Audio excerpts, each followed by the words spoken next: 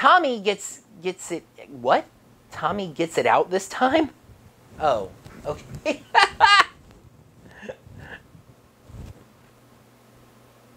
Tommy gets it out. Whoa.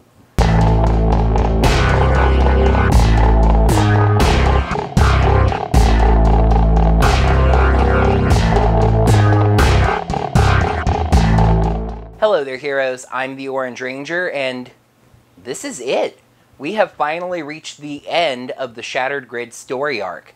12 issues spanning over 2 comic lines, an annual edition, and a free comic book day edition. The 13th issue of the story arc is the final one that aims to wrap everything up and let us know if the Rangers win, if Lord Drakkon wins, or let's take a look at Shattered Grid number 1. For a brief moment, I thought I'd only have the one cover to talk about. Then I remembered that this is a Boom Studios event comic. It doesn't have one cover, it has 12. Though being fair, only 9 of them are actually unique covers.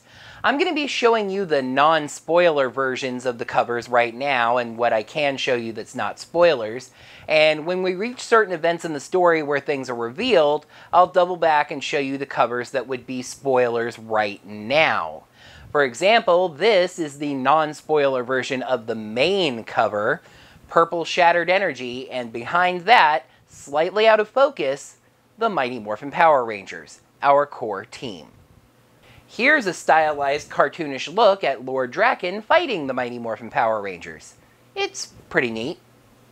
There's a nice Ranger Slayer cover that comes both helmet on and helmet off. Baltimore Comic-Con got a nice basic cover of the Mighty Morphin Power Rangers and their Megazord. You might notice that all of these covers are giving us a sense of general back to basics. In the end, it's all about the Mighty Morphin Power Rangers, which is fitting. And Armored Pink Ranger holding her helmet. This is a really nice cover, by the way. I really like this one. So, only 5 covers out of the 12. That's all I can really show you before we reach the spoilers. Though, to be fair, I think most of the spoilers come up pretty early in this story. We return to the battlefield on the moon, and it's not going well. Gia is knocked out. Yeah, that's it. She's just taking a little nappy nap. Behind Dax, we can see that the Wild Force Megazord got a little too worked up and lost its head. Zack calls to the sky saying they need some space. Jack, in his SPD Battleizer, asks Kira from Dino Thunder to fly around and give them some air support. Jack tells the Mystic Force Megazord, and everybody else presumably, that they need to make a path to the tower. But then Serpentera basically vaporizes all of them. Lauren says something that's fairly obvious. They're not getting anywhere without taking down that Zord. Jason asks Billy if he's seen any weaknesses in Serpentera, and he says no. Carter, though with the coloring, I thought this was Dana at first, but I checked the shape of the visor, and it's Carter. He's gotten more focus in the story, so I had a feeling that it was him. Says some of them still have Zords, so maybe they can just toss something together. Kendall doesn't think they can just throw Zords together on the fly, but it turns out that they can. Jen's transportal has a copy of the Time Force archives, and the computer that's apparently inside the thing can scan the Zords and find compatible pieces. It lands on a combination, and Jen tells Kendall, RJ, and Kat to call their Zords, and for the Hyperforce Rangers to form their Megazord. She also asks other Trini to activate the Black Dragon size-changing technology, since it's going to have to get bigger for all the pieces to fit together. The 3 Rangers call their Zords, the pieces all fly around and combine because apparently this stuff is all Zord Builder or something, and what results is this. This doesn't really have what you would call an official name. Here we can discuss one of the covers, a Legends Comics and Games exclusive cover that features this combination, and by that retailer was called the Megazord. Not really the best name, and I think there's a better one that we're about to see. Zach had asked what they should call this thing, but Kendall dismisses the importance of a name, saying if they survive, he can name it later. Meanwhile, Jason asks what kind of weapons the Q-Rex, no not that one, Zord has. In fact, Eric getting confused here for a moment might have been neat. It has laser cannons, so he asks to use it. What's he doing? The whatever we're calling it Megazord, which should just be this thing's name, you can call it the whatever Megazord for short, indeed has gotten Serpentera's attention, so someone needs to take a run at the tower. The whatever Megazord pins Serpentera, and Jason runs off. But Serpentera slips free. Lauren tells Jason to fall back. Lauren, what you were trying to say before, I want you to know, I feel the same way. Jason fires the lasers just before Serpentera crunches down on the Q-Rex ship. Lauren screams his name and the results unfold. The tower explodes and collapses, the sentries all losing their powers. Meanwhile, the whatever Megazord stabs Serpentera in the back, the image nicely reminiscent of Drakkon stabbing Tommy. The Rangers remove their helmets, on the moon, though we're far past worrying about that at this point, as Kim hopes against hope that Jason managed to get out of the Zord. But then everything shakes.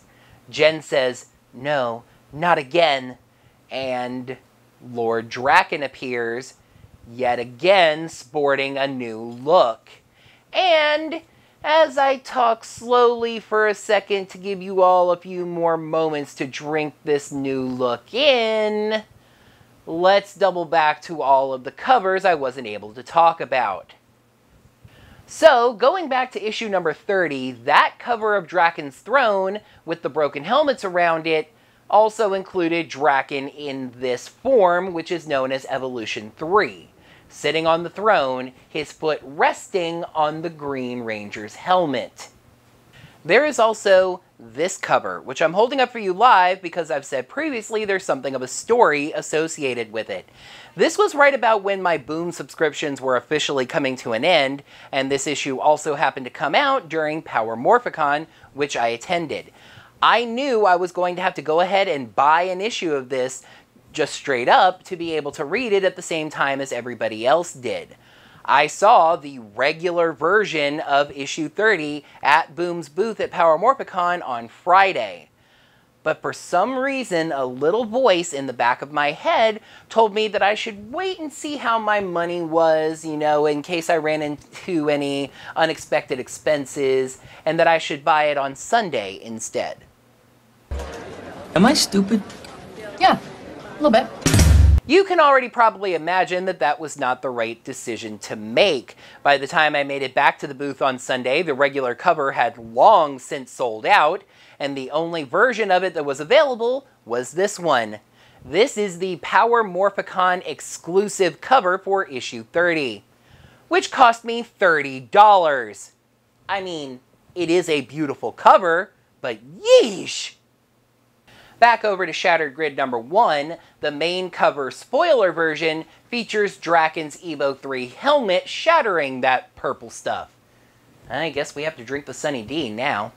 There's this really kind of psychedelic cover with Drakkon, like, waving his arms around. Trippy, man. And there's this holofoil cover that is also a wraparound cover. The back features Beast Morphers Red fighting a red sentry. This cover is listed as coming in masked and unmasked covers, but the resolution is so low that I can't really tell what exactly is unmasked. I would assume Drakkon, but I can't really see him to find out. The sky, presumably the grid, shatters open behind Drakkon as everything starts turning white, and Jen now screams it. Not again! We step back a few moments over to the Promethea team. They are rescuing the captured Rangers when the sentries lose their power due to the tower falling. The Dark Ranger says to take this as a blessing and to get out of Dodge. Maximum warp. Punch it. Andros, Carone, and Grace are driving the station and start revving the engines. They then see a rippling energy crack, which at first looked like it was coming from Earth, but is either just likely on the moon and we can't see it, or just out in front of them somewhere between them and the Earth. Grace doesn't know what it is, but Carone oddly does seem to know, telling Andros that they have to go now. Andros screams to start the transport, whatever that means. The white light grows and overtakes the station. And then... You've just crossed over into the Twilight Zone. We see a quaint country house. A woman asks her son, seemingly Tommy, to try some pie, but he says he's stuffed. His father tells Rita to leave him alone.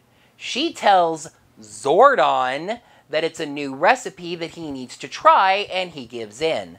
But then the family dog, Kruger, admittedly calling the dog Doggy wouldn't have made that clear, starts barking, and he says that he has to go save the city. He says it's morphin' time, and opens up his shirt, revealing a red gem embedded in his chest. Strange white energy animals, a tiger and a falcon, approach the city from the water. Someone asks Jen if they are engaging, as we see the Dragon Zord and Tiger Zord on the scene. Jen says they're under strict orders to not engage the creatures until they reach land.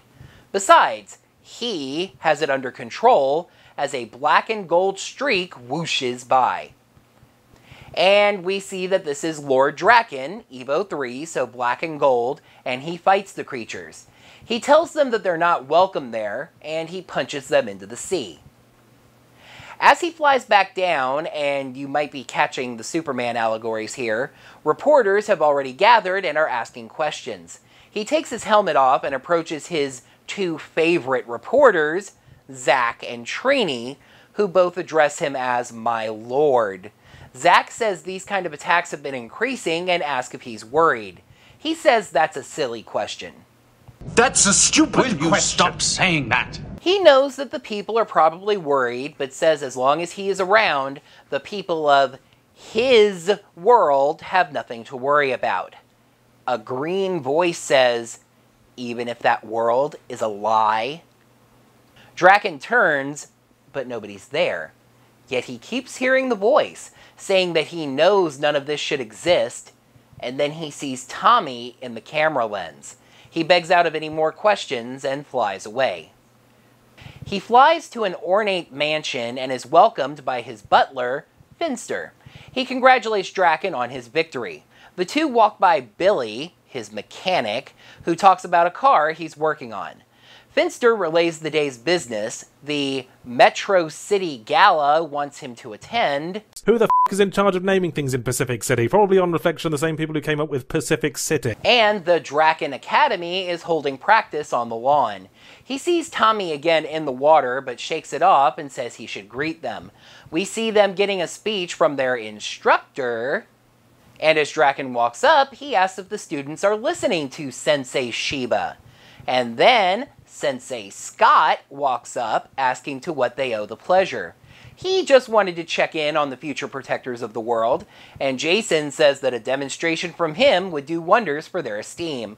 But Finster waves him over, so he says he has to go. He very casually flies over to Finster, who reports another attack. This time the creatures, now joined by a bear, have come onto land, so the Zords have engaged. However, they are not getting the job done. Jen says they just have to hold on until Drakkon arrives, and then he does. But the bear actually slaps him down. Guess Drakkon couldn't boogie with the bear. And he hears Tommy again, asking if he thought this world would be enough. As Drakkon fights, Tommy continues taunting him, calling him incomplete and hiding in this world.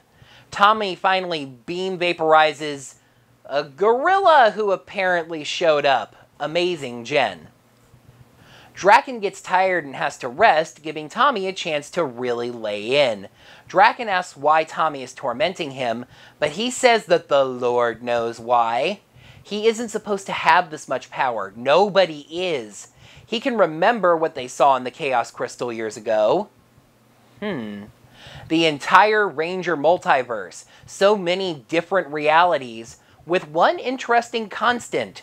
Tommy Oliver was always good in every reality, except for Drakkon's. Drakkon says Tommy is just the weakness he overcame, but Tommy doesn't exactly argue that point, just implying that he hasn't overcome that weakness. That weakness made him kill all of his other selves. That weakness made him remake the world, but keep the Power Rangers alive so they'd be forced to worship him. Tommy keeps on him, saying his weakness won't let him be real with himself. That in all of existence, Drakkon was the mistake. The one that is unlike what everything else should be. Drakkon goes crazy, beam blasting everything and screaming that Tommy isn't real. A voice says that Drakkon has lost control and the barriers have been weakened. We see Tommy inside a piece of glass as the voice tells him to focus. He then punches his way out of the glass. We see all the Rangers, Lauren and Jason and Jen and Trini and Zach and Billy, see something approach them. At a diner, somebody walks in as Kim is cleaning up. She says that they're closed, but he says hello to her, and she thinks that it's Lord Drakkon, bowing and apologizing and asking what he'd like. But it's not Drakkon, and what he wants is for her to remember. And remember she does. Tommy's death and funeral. For some reason, remembering morphs her, but her helmet's off. She asks if it's really Tommy, and it is. She hugs him, saying that he died, and he says that she saved him. She doesn't understand, but he says that she will. She realizes Drakkon got into the morphing grid and created this world. She says she can remember everything now, right up to the sky opening, but also remembers an entire other life working in this diner and serving Drakkon. Drakkon has reshaped reality, a real headache, but Jen says that just like she said before, you get used to it. All the other Rangers have gathered there, morphed, having their memories been restored by Tommy. Drakkon stands on a balcony at his home as Finster approaches and congratulates him for another victory, but Drakkon cuts him off and says it's not enough. This world is rejecting him. The beasts are growing stronger, and also he's kinda losing his mind. Finster says, nah, all he needs is to relax. Maybe a drive? He was told that Billy finished working on his car, even though he can't seem to find Billy right now. That gets Drakkon's attention. Tommy finally explains just what's going on here. Remember when Ranger Slayer shot him with that arrow? The arrow contained a shard of the green Chaos Crystal, which she had a piece of. When Drakkon killed Tommy, it supercharged that piece of the crystal as well, pulling his spirit away and into some kind of space that's outside of space and time. He had to stay there and watch as Drakkon won. That doesn't explain how you got here, or how Here got here. Tommy says he'll have some of his friends explain that. He touches the counter and images appear of the emissaries, the beings that Zordon spoke to in the free comic book day issue. They even tell the Rangers that Zordon spoke highly of them. So yes, the free comic book day issue was canon. They say they are the grid's last line of defense, but in their hubris, they rejected Zordon's plea, not thinking that a mortal could do what Drakkon did, enter the grid and defeat them. That gave Drakkon access to one of the most powerful objects in existence. The Zeo Crystal. Close, but no. It's the red gem that we saw in Drakkon's chest, called the Heart of a Master. With the other masters' whereabouts unknown, it being totally unclear where they are, as well as who they are, because the only masters we know about are the Morphin Masters, Anyway, they were forced to watch as Drakkon basically destroyed every world in every dimension ever, and in their place, created the world we're seeing now. The emissaries were able to escape, finding Tommy in the nether space and hiding out with him, regaining their strength while searching for a way out. Tommy says Drakkon has the power of a god, but the mind of a regular man. The energy beasts that have been attacking are his own self-doubt, which Tommy was able to use to escape into this world. He says everything comes down to that heart of a master. They must take it from Drakkon and return it to the morphing grid, or none of this can be undone. Tommy says he knows they've been through a lot, but he can't do this alone, and they stop him. He's never been alone. The Rangers are a team. They just need him to tell them what to do next. He says that he has really missed them. The key right now is the element of surprise. Drakkon doesn't know what's going on yet, and the wall explodes, Drakkon on the other side. Well, they say the battle plan never survives the first encounter with the enemy, right? Drakkon says he doesn't know how Tommy is alive, but he'll make sure his death is far more painful this time. Tommy manages to get the entire plan out this time, also able to morph, by the by. The heart is the key. Pin Drakkon, and Tommy can take the heart. The Rangers get to work, and Drakkon promptly slams Billy's head into the ground. He says they failed to defeat him when he was a man. Come here prepared to fight a madman, and instead you found a god? The Rangers fight their heart out, but Drakkon still has the upper hand, telling Tommy yet again his friends are going to fail him. But this time, he says he's made new friends. You see, it's just too bad for Drakkon that he taught Lauren and Jen how to pilot his Zords, as they fire on him now. Drakkon says it isn't enough flying up to deal with the children, but Tommy says this ends now, diving up at Drakkon's chest, and suddenly he and Tommy stand in a dark void, both unmorphed. Tommy has staked a claim to the heart of a master, leaving them equals, facing each other, powerless. Drakkon kicks Tommy and finds this to be true. What should have been a crippling kick just knocks him back some. Drakkon screams at Tommy, calling him weak and telling him to just die. Why won't you die? Tommy says he's stronger, catching Drakkon's fist and then decking him. You see, the true difference between these two Tommies is not that Drakkon stayed with Rita. It's that he rejected his potential friends, always going about things alone. Equalized, the difference between these two men is that one is fighting for himself and his friends. He smacks Drakkon back yet again, and suddenly they're outside. Total lack of transition. It feels oddly right here at the end of this event. Tommy has claimed the heart. Without a current manager, this version of reality starts tearing apart around them. Jen asks for a plan, but this actually is the plan. Drakkon thinks that he means that he'd destroy reality just to prevent Drakkon from getting what he wants, but that's not it. As a crack in the road develops between them, the emissaries open a portal to rescue them. Then Tommy does the most Power Rangers thing to ever Power Ranger. He looks at the man who killed him, who threatened to destroy everything he cares about, and forgives him. He tells him that it's not too late. His friends can help Drakkon just like they helped him. He extends a hand to Drakkon, and Drakkon turns his back on Tommy, choosing to die in the reality he built rather than to become like Tommy. You know, this is very dramatically fitting for the wrap-up of this series, but I think that a truly cunning Lord Drakkon would have accepted this offer, pretended to be changing, while secretly waiting for his opportunity to strike again.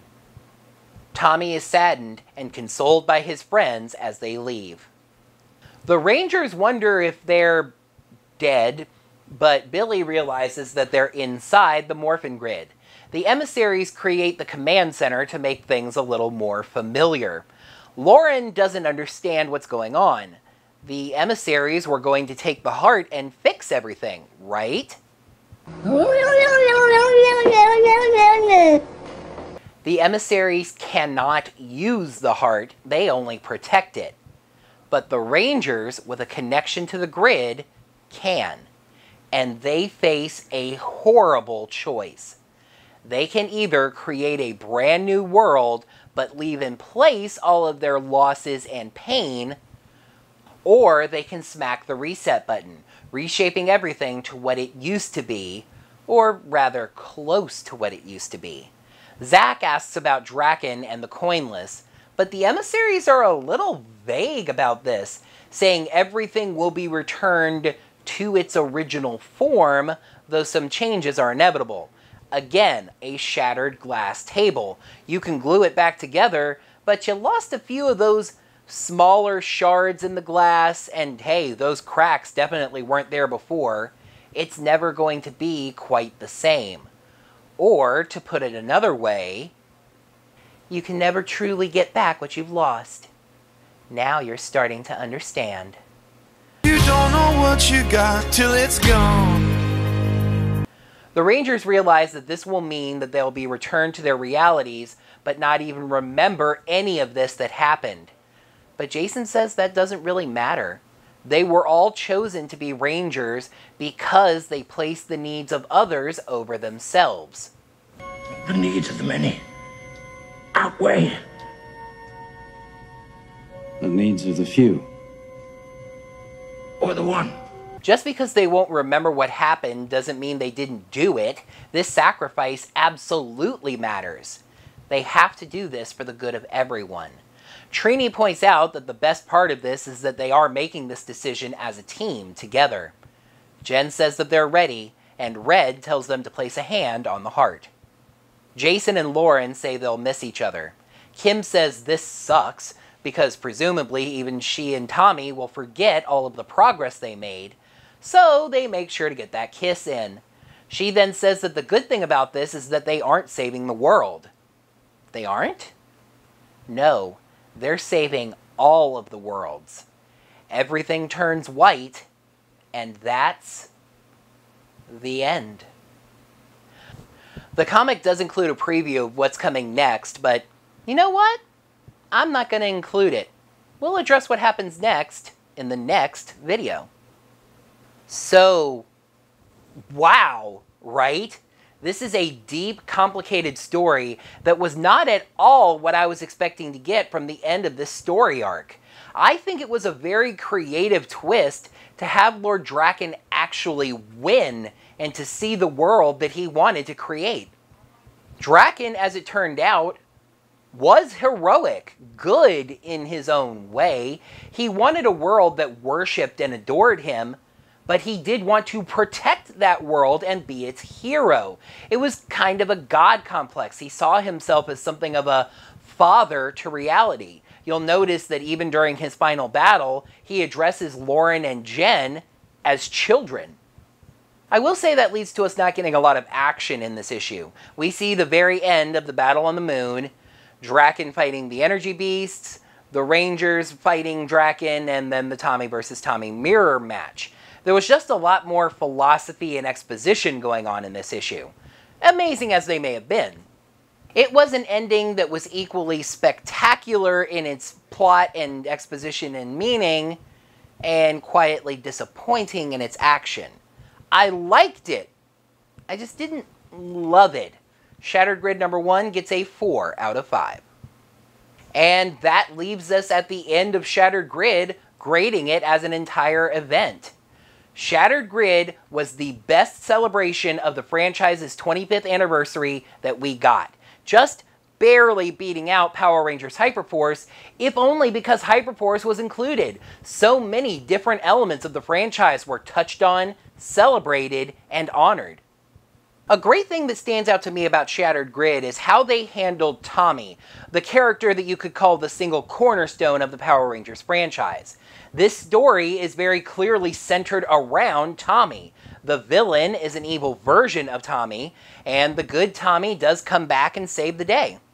However, the good Tommy Oliver himself is removed from the story very early on, and the other Rangers are left to fight off Lord Drakkon without Tommy's help, just getting things to a point where he could come in and save the day. It's a story that celebrates Tommy's importance to the franchise without worshipping him and acting like he's the only character that matters. I will say it again. As a matter of fact, I'm just going to copy and paste it from the previous paragraph. Shattered Grid was the best celebration of the franchise's 25th anniversary that we got, and it easily gets a 5 out of 5. This, of course, is not where these reviews end. The comics moved on past Shattered Grid, and I'm going to as well. How did the story proceed from here? Well, I'll give you 2 hints as to what happens next. Number 1, I will say that to this point, we do not know what happened to the Mighty Morphin Power Rangers. And 2, you might recall that we never actually found out what happened to Terra Venture. Tune in next time for my review of Mighty Morphin Power Rangers, issues 31, 32, and 33. By the way, now that we are past Shattered Grid, the reviews are going to return to the format of reviewing 3 issues at a time until both series are caught up. But both series is an important note here because I actually have both series caught up through their Shattered Grid events. So I feel like I should alternate back and forth. So after doing Mighty Morphin Power Rangers 31, 32, and 33, I'll be doing Go-Go Power Rangers 13, 14, and 15. Then I'll be doing Mighty Morphin 34, 35, 36, then Go-Go Power Rangers 16, 17, and 18, then Mighty Morphin Power Rangers 37, 38, and 39. By around that point, I should have both series caught up to current, and going forward from there, I'll be doing single-issue videos on the current issues. So that is going to do it for what is the last comically long review, Shattered Grid. Thank you, heroes, so much as always for watching. In the comments down below, what did you think both of Shattered Grid number 1 and of Shattered Grid as a whole? What did you like? What did you not like? Favorite moment, worst moment, all of that stuff. Discuss that down in the comments below. And while you're down there, make sure you remember to smack that thumbs up button and let me know that you enjoyed this video. Make sure you're subscribed to the channel to see all of my videos and ring the bell so you get notified of when I move this series on to whatever comes next for the Power Rangers comics. And if you'd like to support my channel financially, there are 2 ways that you can do so. You can head over to ko-fi.com/OrangeRangerVideos, buy me a coffee, which is set at $3, though you can buy as many of those for me as you would like, and I greatly appreciate it. Or you can head over to digitaltipjar.com/OrangeRangerVid to donate a lesser amount or any kind of different amount that you would like. I appreciate anything that lands inside both of those little tip jars. Once we get going, folks, we get beyond what's now into what's later. So until then, may the power protect you. Hello there, heroes. I'm the Orange Ranger. I'm who? Even going back to the last edition and covering those covers I said I couldn't show you then. Okay. Are we... God. Alright. Alright, so timeout. Though, to be fair, I think most of the spoiler events that are keeping me from showing you other oh god. I knew I was just going to go ahead and have to buy a copy of the edition. This issue came in. There is also this cover, which I mentioned. Okay, good. Alright, cool. That arrow contained a shard of the green. Yeah, I'm gonna. That's a good point. What? The Rangers fight their hearts out, and Drakkon still choosing to die in the reality he built rather to.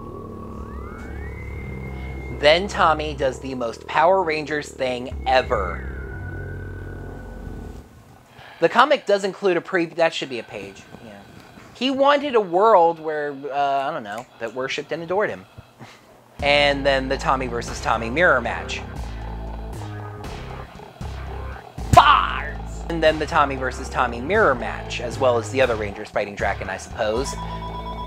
That actually saved what was a bad take. I will say that that leads to us not getting a lot of action in this issue. We